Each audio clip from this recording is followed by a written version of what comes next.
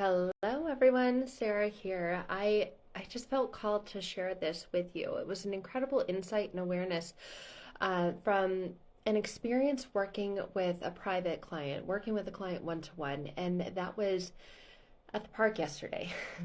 Pushing my daughter on the swing, and we were playing at the park, and next to us were a couple of kids from her school that she recognized and began to play with, and they had a little sister with them who was 4 years old, super cute little girl. And she was talking to me and asking me if I could push her and my daughter on the swing, and I said of course. And so I began to push them, and they began to play together. And as we often do, we are observers of our environment, and just watching them play together. And her little brother came up next to them. And she wanted off of the swing. It was this double swing that her and my daughter were swinging on. She wanted off and wanted her brother to push her, and got on the swing next to where we were just playing and began to ask her brother to push her. And so he did. And her brother and I are talking about a field trip that the whole school was going on today, and it was very fun. They're going to the zoo. They're there now, and it was quite exciting, and it was so interesting. And this awareness, this aha moment, that was the same connection that my private client had, was in the story, in the simple phrase that her brother said to her. And you could hear the agitation and the irritation in her voice. You could hear that this was not the first time. This was not a phrase that went over her head, and this wasn't a phrase that didn't bother her. You could tell that this was a phrase that deeply bothered her. So there's the older brother who's in 6th or 7th grade. We had a conversation about where he's going to school next year, because their school is closing. It's not going to be open next year, which was deeply disturbing and very frustrating for me. And we take on, we soak in, we absorb all of the things that we experience when we're growing up, whether we're aware of it or not. And his casual, I don't know, answer was to be expected and typical. But when we're children and we're in environments with our family, we take on their stresses, and we take on these thoughts and words and the energy of them and the beliefs. And as he's pushing his little sister, I'm talking to him, she's continuing to talk and try to interrupt, and he tells her, "Oh, shut up, you always do that, you talk too much, you always do that." And you could tell, because immediately she said, "No, I don't, you always say that, I do not." And she was hurt. She was immediately defensive, because to her, she just wanted connection. We use conversation to experience connection, and whether we know it or not, we're always connected to the energy of conversation. You could tell that there were a very busy family. There were the older children. There was her as the middle child, and then I saw her dad there with a younger sibling, a baby that so young that he had to carry. And the connection to the private client that I worked with was the same. Was constantly starving and striving for connection, but never felt that she could experience deep connection. It was always an interruption of connection. And the belief that she didn't have a role, she didn't have a place, that she didn't have a voice, she didn't have the right to speak up without being interrupted, without experiencing frustration and disconnection. So in her role, in so many areas of her life, she said, "I see how this played out. This happened to me when I was a little girl. I was constantly told that I was something that I felt that I wasn't. I was constantly told that I was doing something that was bad or wrong, that I didn't believe was bad or wrong, because I experienced and witnessed other people doing it all the time without other people interrupting them or saying that you're bad or wrong for doing that, because it was natural, it was normal. I saw my brothers do it, I saw my parents do it, but when I tried to do it, I was told that I was wrong for doing it." And so in so many areas of her life, in her friendships, in her relationships, in her career, she would try to go for things, and then even if no one told her that she was wrong or bad or she shouldn't do it that way, she felt that internally. I'm bad for doing this. I'm bad for wanting this. It shouldn't be this way. And so she got into this self-sabotaging pattern of being the one to step into the space of breaking it before it was ever even a thing to break, so that she could alleviate herself from experiencing the pain. And this is the way that our unconscious mind works. And when I heard the brother saying that to her, it was this connection to the session that I just had with a private client. So I know I talk a lot about trauma, narcissistic abuse, past emotional abuse and unavailability and neglect, and it often is that. It's the way that we end up abusing ourselves through the words that we speak to ourselves. It's the way that we end up neglecting ourselves and our lives, and sabotaging our lives, stopping them from becoming good before they ever become good, because of the internal beliefs that we've developed about ourselves, because of the internal language that we're using when we're speaking to ourselves, that is all developed from our past. Their patterns, their beliefs, their stories that continue to go and flow through our mind, that don't change until we experience a connection to them in a way that we would benefit from them changing. And it was so amazing. I mean, doing this work now for as long as I've done it, it's incredible to hear and to see and to witness and to experience how this happens, how easily it happens, how we're so unaware of it happening when it happens. And it's those often seemingly insignificant moments, those times of repetition, where people that we're close to, we're connected with, that we love, say things to us, and not meaning to be mean, not intending to be malicious, but it becomes a part of our internal unconscious programming. And that plays out the rest of our lives in all areas of our lives. So when I'm working with people, especially when we're doing the work intimately and privately, this connection happens like that. The breakthrough happens like that, because you're breaking the chain of connection of the beliefs that you developed and established about yourself when you were, in this case, just a little girl wanting to be pushed on the swings, wanting to be connected, wanting to be involved, and having fun while doing it all.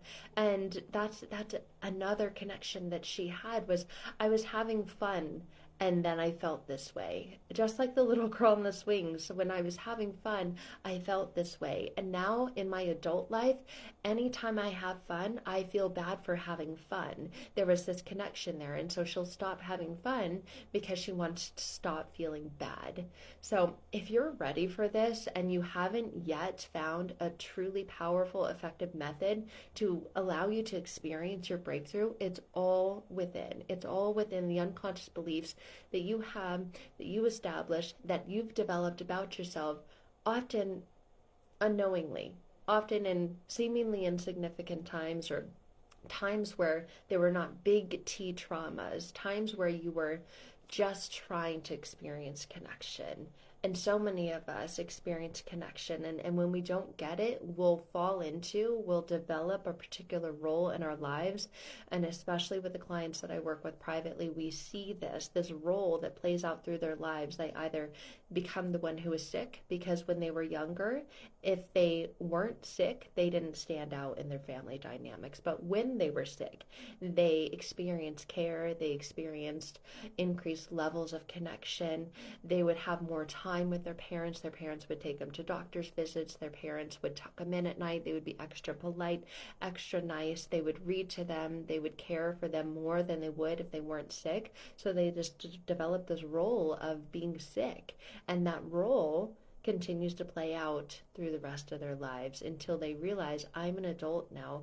I don't need to unconsciously be connected to this role of being sick to receive attention, and connect to that internally and unconsciously, break through, can experience health and connection, and not just experience connection through the role of being sick in their lives.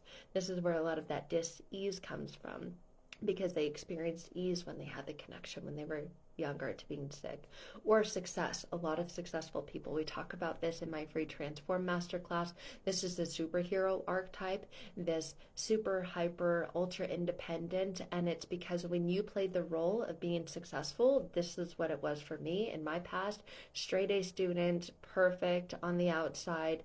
Everyone was like, oh my gosh, I don't know how you do it all. And it was this role of being successful so that I could experience my parents being proud of me, or those that I loved just admiring what I was able to do, what I was capable of doing. So that's another role that people often unknowingly play that is self deprecating and self damaging further on because it leads to fatigue, it leads to burnout, it leads to complete exhaustion in all areas of their lives. Another role, and this is such an imperative one with people who've been in emotionally abusive and unavailable relationships, is the role of giver, the overgiver, the overcarer, and they're the ones that give, give, give, give, give, give, give, yet never receive what they give because they don't believe that they're worthy and deserving of receiving what they give. And so they give until there's nothing left. And then you feel like there's nothing left. You feel like you're a shell of a human. And even the word self care makes you cringe because you just go, how? How do you do that? I went and got a massage, but that didn't feel like self-care because while I was getting the massage, all I was thinking about was all the other things I need to go do and take care of and care for, because that is the role that you internally unconsciously developed when you were a child. You had to be the giver. Perhaps you were the one who had to take care of your parents. You had to play the role of parent. You had to give responsibility because your parents lacked the ability to do so. There's so many roles that we play, and all these roles are established when we're growing up, when we're children, and they continue to play out in our adult lives and in all of our adult relationships. And then the next one, I was this one as well. There's not just one that most people often fall into. Oftentimes it's more than one. And I was the successful one, and I was also the rebel. I was the secret quiet rebel. I was the one that was going and doing things that I knew I shouldn't be doing because it felt good to do them because I could control them. And so all of these experiences or these roles that we play are ways to get attention and ways that we can control what we're experiencing, control the connection. So there's always an element of control, and a lot of people say, oh, I've developed OCD. It's not a disorder. It's in order to experience control, in order to experience connection. That's really what it comes down to. That's what we're programmed for. That's what we're hardwired for. And we would believe that we are undeserving of receiving it or unworthy of receiving it because it's such a deeply rooted core need and desire, a desire of our soul, a desire of our spirit. We will find a way to create it, and it's oftentimes through these roles. And mine was definitely the rebel, and the one who was the successful role. It was getting straight A's, a 4.0, getting scholarships to go to college, and it was all of the roles that I played. It was being the highest performer, the highest achiever in my past old corporate jobs. It was being the best teacher when I was a teacher. It was being the teacher that other teachers said, "Oh my God, how do you do it all? I don't understand how you do it all. I couldn't do half of the things that you do, even if I tried." And it was the connection to the accomplishments, to the achievements that we're looking for, that internal high where we're feeling good, where we're feeling proud of ourselves because we believe that we have to prove our worth, because we don't believe that we're just simply worthy and deserving because we exist. So we get into these roles where we have to prove it, or where we do whatever we need to do to experience it. So this was such a powerful connection that I experienced yesterday with just like the 2 minute conversation, the two that we had, that I overheard, and I thought, oh my gosh, this is so important. Not enough people are aware of this, or know about this, or know how to break through this. There's a sense of, okay, I'm aware that this is a pattern in my life, but I don't know how to break it. I don't know how to transform it. I don't know how to change it. And that's this journey that a lot of us are on, yet we get stuck there.